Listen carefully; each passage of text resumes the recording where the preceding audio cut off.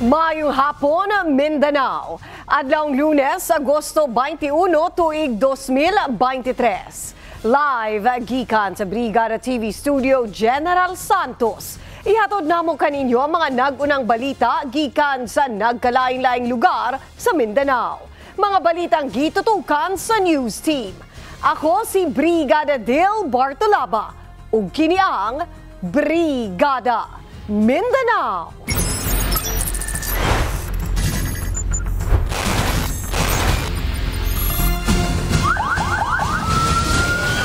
Mas palauman pa sa tapunan.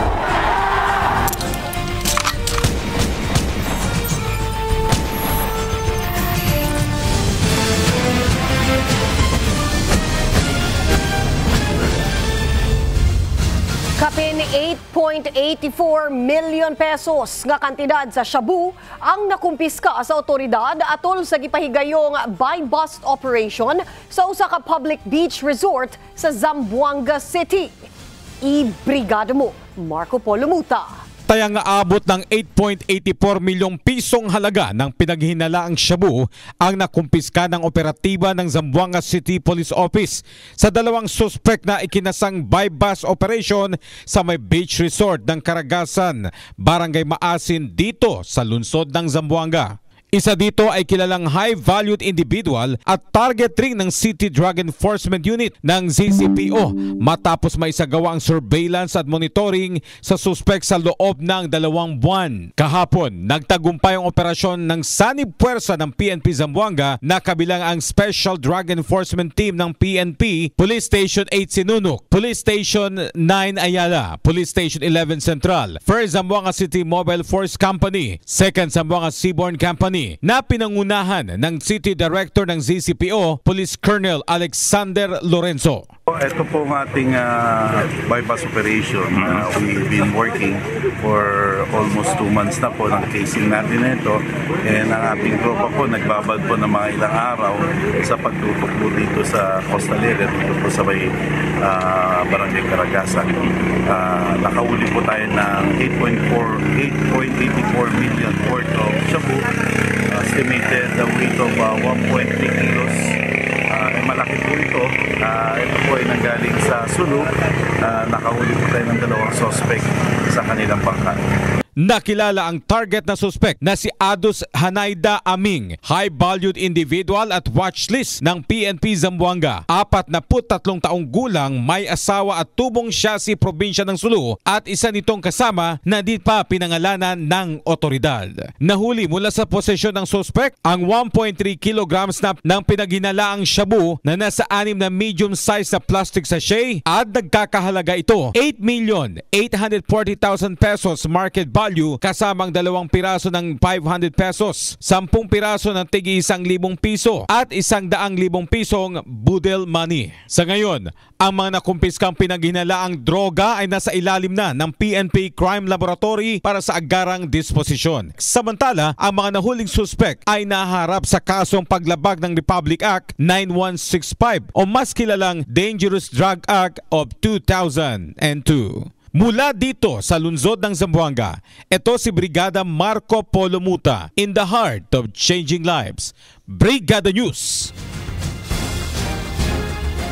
Gumikan sa walay puas nga pag-ulan sa probinsya sa Davao del Norte, pipila na karon ka mga panimalay sa Tagum City ang nalubog sa tubig baha. Samtang mga pag-ulan, epekto sumala pa sa nasinatiang southwest monsoon sigon sa PDRRMC. Ibrigada mo, Jobert Campos. Gumikan sa sagunsong nasinatian nga mga pag-ulan sa Davao del Norte, pipila na karon ka mga barangay sa probinsya ang nalubog sa tubig baha, ilabi na sa mga barangay nga sakop sa Tagum City. Makita sa aerial footage nga pipila ka mga panimalay sa barangay Kanukutan ang gisulod sa tubig baha. Gawa sa mong barangay, apektado usab sa pagbaha. Ang barangay Pagsabangan, diin makita nga lakip sa mga gisulod sa tubig, mao ang Pagsabangan Elementary School nga nahimutang lamang usab duol sa Pagsabangan Bridge. Gawa sa mong barangay, una na usab nga gibaha kagabi ang barangay Kwambugan kung asa gilayon usab nga mihimo og pagresponde ang mga personay sa City Disaster Risk Reduction Management Office aron tabangan ang pipila ka mga residenteng maglisod sa pagtabok aron mobakwit. Kay baluan nga nagsubay ang maong tubig baha sa Libuganon River nga gikonsiderang pinakadako nga sapa sa Davao del Norte. Subay sa gipaluwat nga abiso sa PDRRMC Davao del Norte, hinungdan matud pa sa pagbaha ang sagunso na lamang nga pag-ulan gumikan sa epekto nga dala sa southwest monsoon. Diay apektado ni ini ang kinatibuk-ang bahin sa Davao del Norte ug sa kasikmit nga probinsya sa Davao de Oro. Pahimangno karon sa mga lokal nga panggamhanan nga kanunayon gayod ang pagmonitor sa mga sapa, ilabi na kato mga nahimuyo sa makilid ni ini gumikan sa posible pangmutaas ang level sa tubig baha, ilabi na karon nga aduna paghihapoy bahad sa pag-ulan. Lakip usab sa pahimangno sa mga LGU nga mutamod gayod sa mga ipaluwat nga abiso aron kanunayng luwas ug layo sa risgo nga dala sa baha. Ingon man, likayan usab matud pa ang kanunayng pagtaak sa tubig baha aron mahilayo usab sa mga kagaw nga dala sa leptospirosis. Nanukad gikan diri sa Tagum City, kini si Brigada Juberth Campos in the heart of changing lives. Brigada News. Human sa nasinatiang landslide, gideklarang no build ug red zone ang sitio Ipuan, President Roxas, Cotabato. Asa mukabat sa 30 ka pamilya ang apektado. Ibrigada mo, Lizelle Banga. Gadaklarang red zone o no build zone kining lower sitio Ipuan sa President Roxas, Cotabato. Dihang nga mi landslide na sab nitong Agosto 19 sa lugar human nga mibunok ang kusog nga ulan sa probinsya. Matud kang President Roxas, Mayor Jonathan Mahimpit, mismo ang Municipal Disaster Risk Reduction and Management Office ang may deklarar sa red zone o no build zone sa lugar human nga ilang nakita nga delikado na ang maong lugar sa landslide. Ang sitio Ipuan anaa sa bukirong bahin sa lungsod kun asa prone area na kini sa landslide. Dugang pa ni Mayor Mahimpit niadtong Agosto 19, ilang gipugo sa pagbakwit ang kapin 50 ka individual sa lugar dihang nagsugod na nga mitaas ang level sa tubig sa sapa ug mi-landslide. Kasamtangang anaa karon sa evacuation center sa lungsod ang kapin 30 ka pamilya samtang ginaproseso na sad sa lokal nga panggamhanan ang area nga himuong relocation site alang sa mga residente sa sitio Ipuan. Gibutyag sab sa mayor nga dunay tunga sa hektarya alang sa pagatukurong relocation site karong sa Manaha. Gikan dinhi sa lungsod sa President Roxas, Cotabato. Kini si Brigadang Lizelle Anion Banga in the heart of changing lives sa Brigada News. Gika-alarma karon sa Integrated Provincial Health Office ang pagkatala ug mukabat sa 2,200 kakaso sa dengue sa probinsya sa South Cotabato. Gikan Enero hangtod Hulyo sa kasamtangang tuig. Asa unom ang natalang patay. Ibrigada mo, Argene Bautista Gasis. Nakapagtala na ang lalawigan ng South Cotabato ng 2,202 na kaso ng dengue mula noong Enero hanggang Hulyo nitong taon. Inihayag ni Jose Baroquillo, Mosquito-Borne Disease Program Coordinator ng Integrated Provincial Health Office o IPHO, na ito ay nakakaalarma dahil ito ay mas mataas ng 142% kung ikukumpara sa katulad na panahon noong 2022. Sa naturang bilang, 6 ang binawian ng buhay kung saan 3 sa mga ito ay naitala sa Pulumulok at tig-isa sa Tiboli, Norala at Coronadal City. Nangunguna sa may mataas na kaso ng dengue ang Pulumulok na umabot sa 367 cases, Sorala na may 321 at Coronadal City na may 317 na kaso. Karamihan sa mga tinamaan ng dengue ay nasa age group na 0 hanggang 9 years old na umabot sa 825 cases o 37.5%.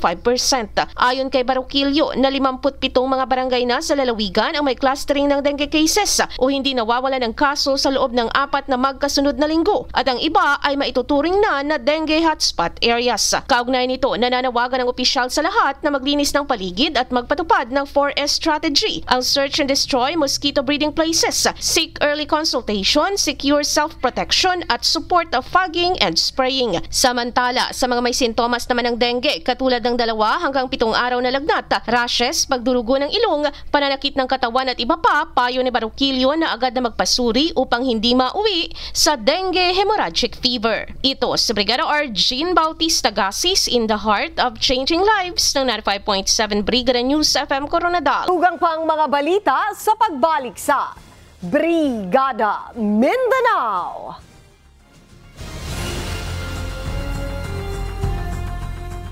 I-surrender sa otoridad ang 3 ka miyembro sa Bangsamoro Islamic Freedom Fighters kon BFF sa milabayng adlaw sa barangay Ladingan, Pikit, North Cotabato. Sa revelasyon sa 3 ka rebelde, gusto na nila ang panginabuhi nga hapsay ug malinawon kauban ng ilahang pamilya. Gawas ni ini ilaha usab nga rason Mao ang kalisod nga naagihan sa pagtago-tago sa puwersa sa gobyerno.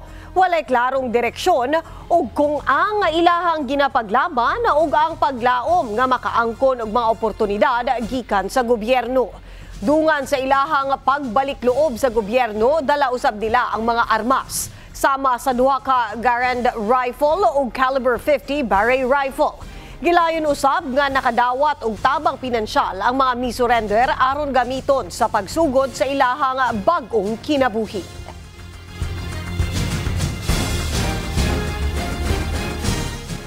Mukabat sa 15 kapanimalay ang nasunog sa Purok 3 Barangay Tablon, Cagayan de Oro City. Ang sunog miabot hangtod sa third alarm. Asa 7 ka fire truck ang mi-responde. Ibrigada mo, Arniel Dablo.